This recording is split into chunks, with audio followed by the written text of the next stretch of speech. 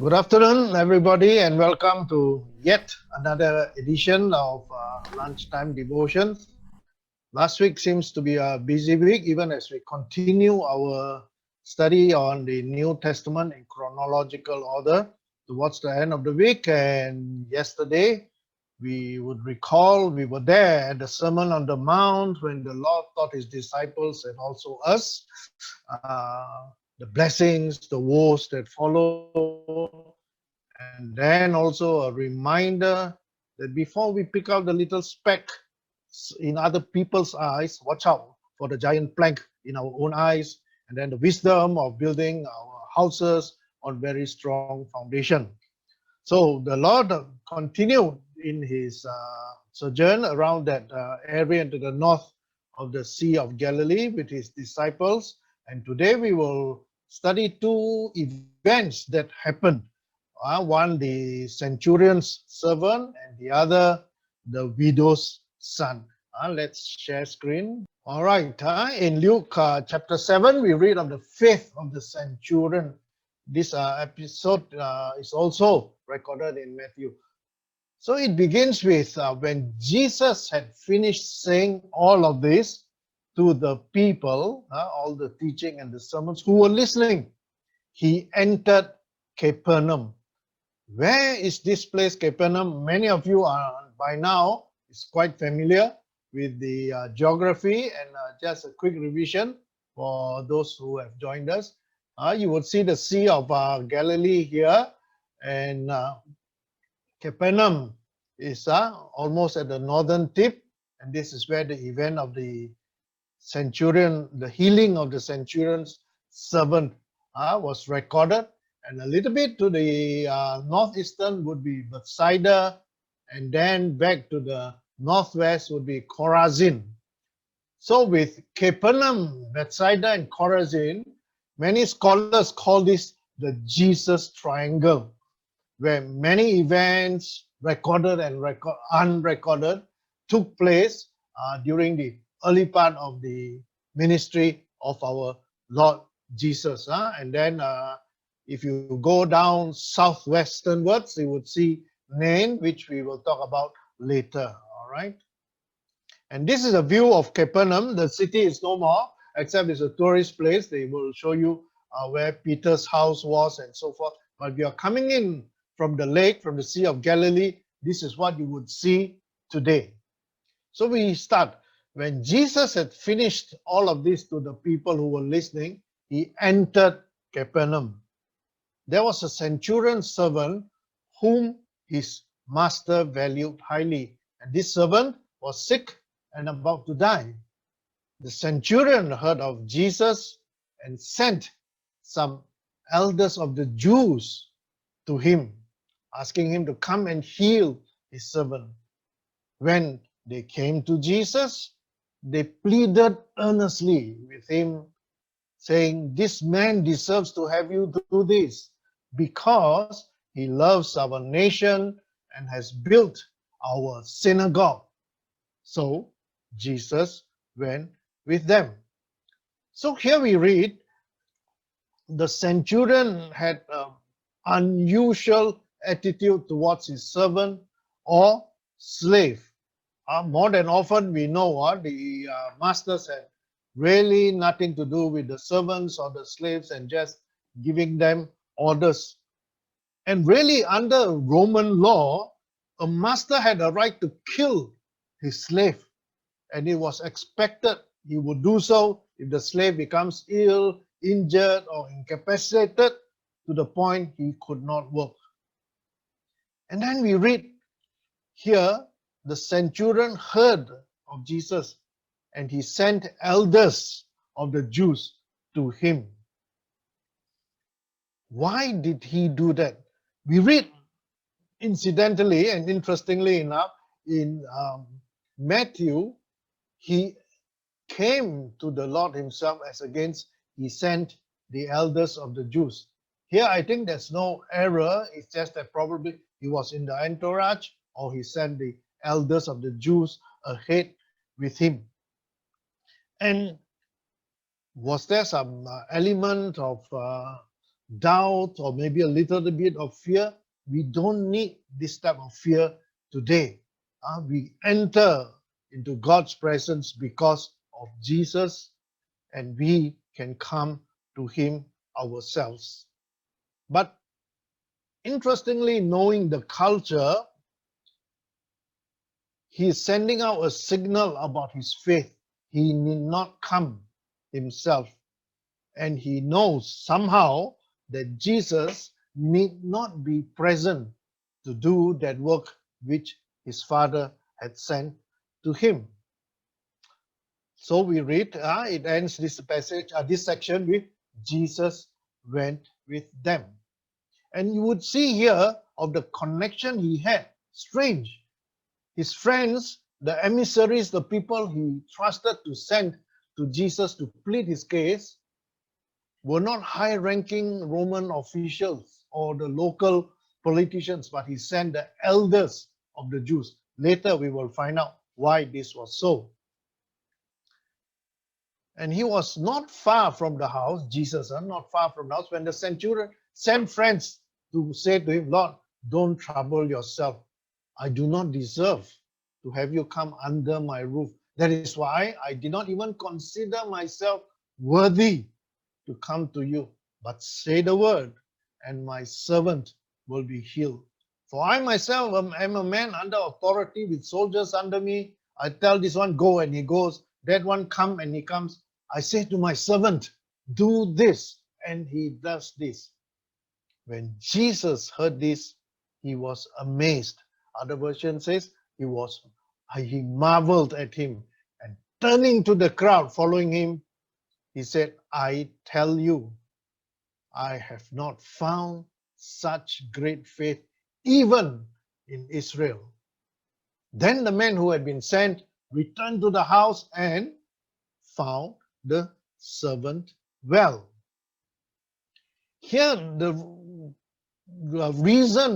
one of the reasons He did not ask Jesus to come to His house was, firstly, He felt He was not worthy, but secondly, He probably did not want to put Jesus in an uncomfortable position.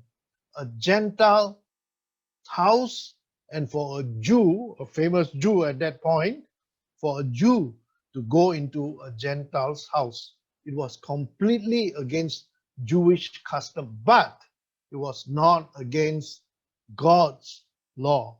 You will remember last week we read so much about how legalism sometimes makes us miss the bigger picture, and how legalism is always subordinate to a human need. And here he was. It doesn't matter. He would have probably gone into the Lord, but just say the word, and he found such great faith. The centurion here found such great faith, was giving such great faith to the Lord. He understood very fully, he demonstrated it, that Jesus can heal with His word just as easily with a touch. When we read about the widow's son, we will talk about a touch also. He understands the healing power was not some magic trick that requires the magician to be present. He knew the authority of Jesus. He knew the power of Jesus. And that can be done outside the Lord's immediate presence. So here he repeats and reminds those around and also to the Lord that He's a man with authority. He understands authority. He's under authority, and He has His soldiers under Him who takes authority from Him. And He's telling the Lord, I am under your authority. This was no ordinary Roman soldier. He was a centurion. And many of us are familiar. Centurion means he has 100 soldiers under him. But if you read further, it is not that straightforward, the hierarchy of the Roman army. A centurion usually has multiples, if he's a senior and competent centurion, has multiples of 100 soldiers under him. He could have few hundred or even 1,000 soldiers under him. So here, when he tried to avoid the situation of Jesus, the Jewish rabbi, coming to a Gentile home. He was showing great sensitivity to Jesus. He wanted to spare Jesus that awkwardness, whether to go into the house or to spare Jesus the trouble, the inconvenience of traveling and time. So we see here a good character attribute of the centurion. He considered others. His consideration of Jesus in such a situation was really, really impressive. And towards the end, verse 9, we read, Jesus marveled. Jesus was amazed at him. And we read, in the scriptures, there were a few occasions Jesus marveled or was amazed. Here he was amazed at the faith of the centurion. And yet, in Mark 6:6, you can read that now when he talks about a prophet in his own home. He also marveled, he was also amazed at the unbelief of his own people, Israel. So, interesting point. Jesus can be amazed at either our faith or he can be amazed at our unbelief. Here was an example of Gentile faith, the centurion faith, versus Jewish unbelief when Jesus was not accepted in his own hometown. And here, the centurion demonstrated great faith that drew amazement and marvel of the master. And then they returned and they found the servant well. Okay, we shall return to the centurion shortly, but we will continue with the reading of the widow's son. We continue chapter 7, verse 11. Soon afterward, Jesus went to a town called Nain, and his disciples and a large crowd followed him, went along with him. By now, people were just following and wanting to see what else can he do, what's happening. And you would think that probably it's a short walk from Capernaum, but if you look at the map, it is not actually so. So we see here at the top of the map, you remember the Jesus triangle, Capernaum, Bethsaida, and Chorazin, and Capernaum. It was possible that Jesus crossed the whole lake, whole 21 kilometers of it, and then moved towards Nain, which we see here, or he could have gone along the coast, and then we got two mountain ranges, Mount Tabor and Mount Red, and then to arrive at Nain. All right, but in any event, it was a 1.5 days, 2 days journey. And interesting to note, you remember we said the Sea of Galilee is 600 feet below sea level. Just some trivia. While Nain, the town of Nain, is 700 feet above sea level. So here, as they approach Nain, at Mount Moran, there is some climbing and incline to do to climb up Mount Moran to where Nain is. And interestingly enough, that's where the widow's son is. If we walk, it is a 50-kilometer walk, and it was possible, and usually the disciples and Jesus did, was to travel in the cool of the night or in the early morning hours. So from Capernaum to Nain was not a 5-minute stroll, quite a walk. So we continue. Jesus went to this town, and the large crowd and the disciples went with him. And as he approached the town gate, a dead person was being carried out, the only son of his mother, and she was a widow. And a large crowd from the town was with her, and when the Lord saw her, his heart went out to her, and he said, "Don't cry." Another version said, "Don't weep." Same. Then he went up and touched the bier they were carrying him on, and the bearers stood still. Bier is a platform on which the casket is placed on top. And Here it mentioned Jesus went up and touched the bier. Another version said touched the casket, which was probably an open casket.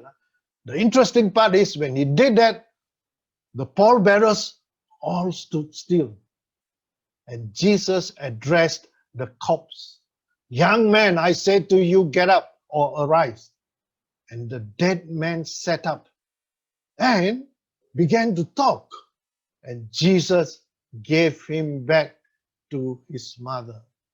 They were all filled with awe and praised God. A great prophet has appeared among us, they said. God has come to help his people. And this news about Jesus spread throughout Judea and the surrounding country.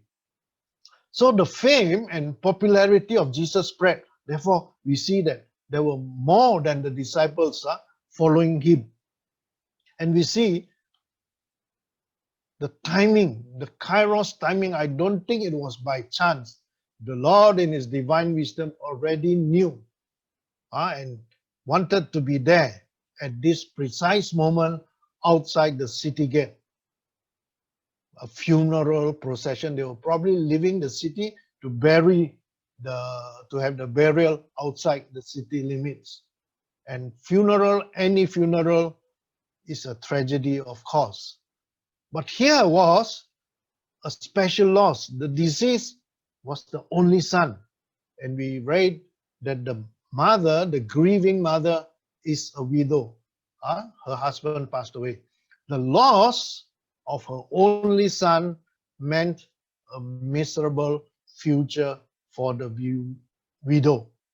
Not just a personal loss, but possibility of facing economic problems and the social stigma of being a widow. So herein, Jesus understood. And what we read is his heart went out to her. He had compassion. And we can see this was a funeral procession, probably hired mourners and musicians with flutes and cymbals and so forth. And here, Jesus was not distracted by all that. He understood the situation. He had sympathy. He had compassion on her. And despite the tragedy, when there seems to be no hope, Jesus gave her hope. And he came, another version says he touched the open coffin, while in Luke we read he touched the bier, the platform on which the coffin, doesn't matter, they're probably all a couple of inches away only. Here we see, again, while Jesus was present, as against the centurion servant, he was not present. But here, just like the centurion servant, there was no physical touch on the dead person. There was no physical touch on the sick, almost dying centurion servant. Jesus just looked at the boy and spoke to the dead person as if he were alive. Here we see that principle of speaking to the illness, of speaking to the storm, something we would think that is inanimate and of no avail, but yet the master spoke to the dead person. And he said the words, arise, I say to you, get up. So when God speaks to the dead, something happens. He gives life. And life, we know what a great reunion, reconciliation takes place. And you remember Jairus' daughter, Talitha Kumi, arise, child.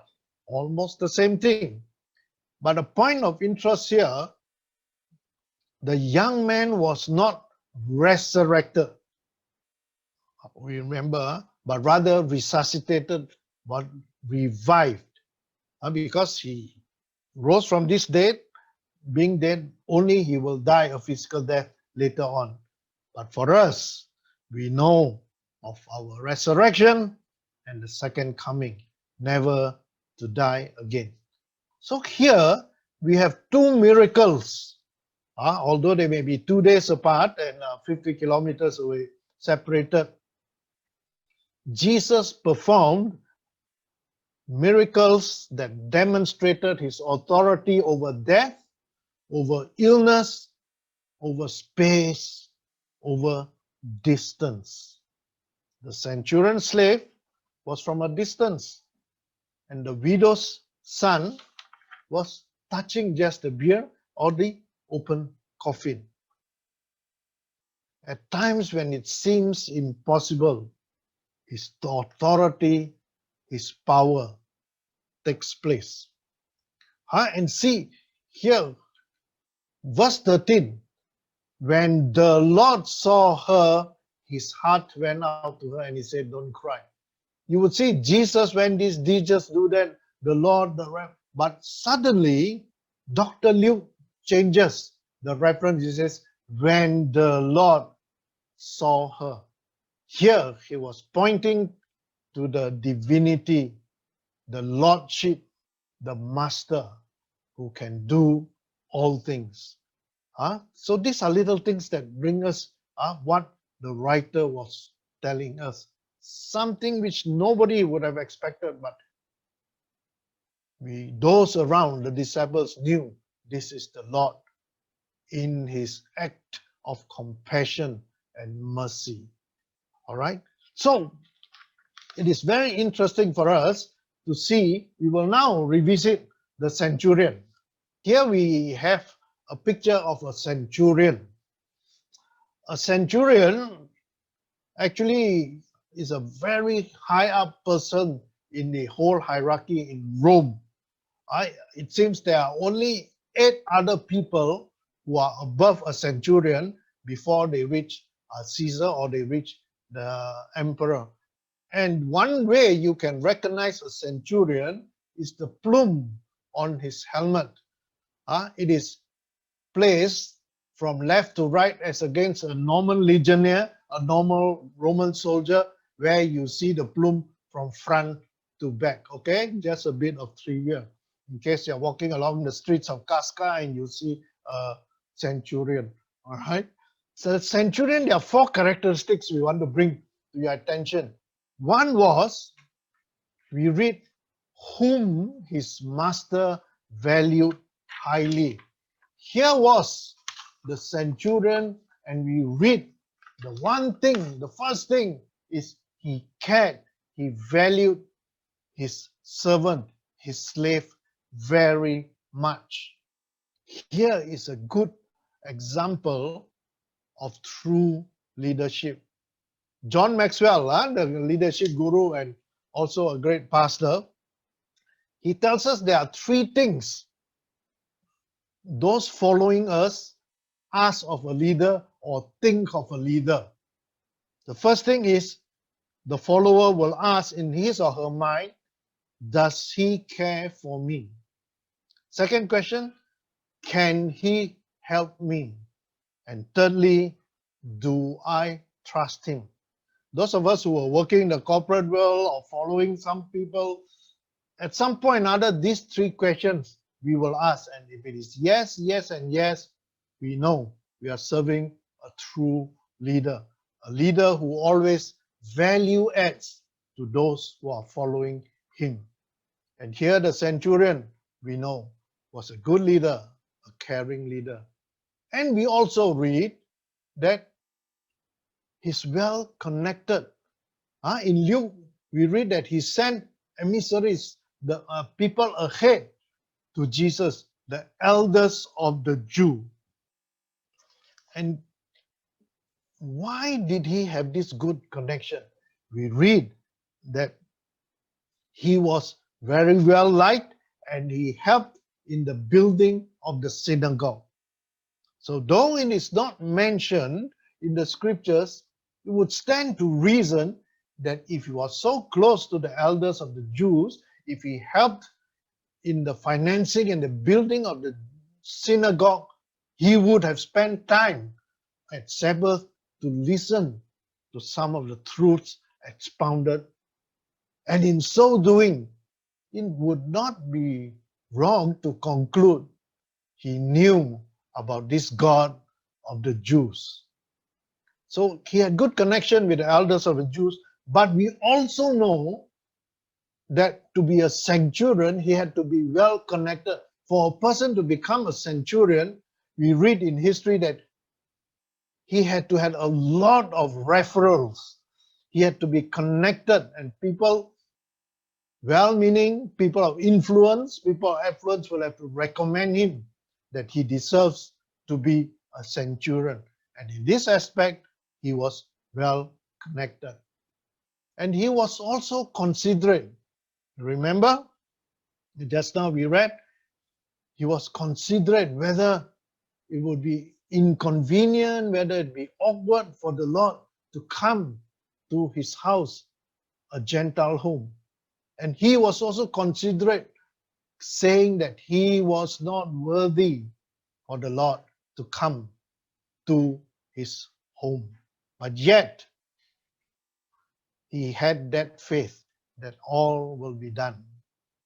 And he had this great conviction, this belief, this faith that Jesus can heal his servant.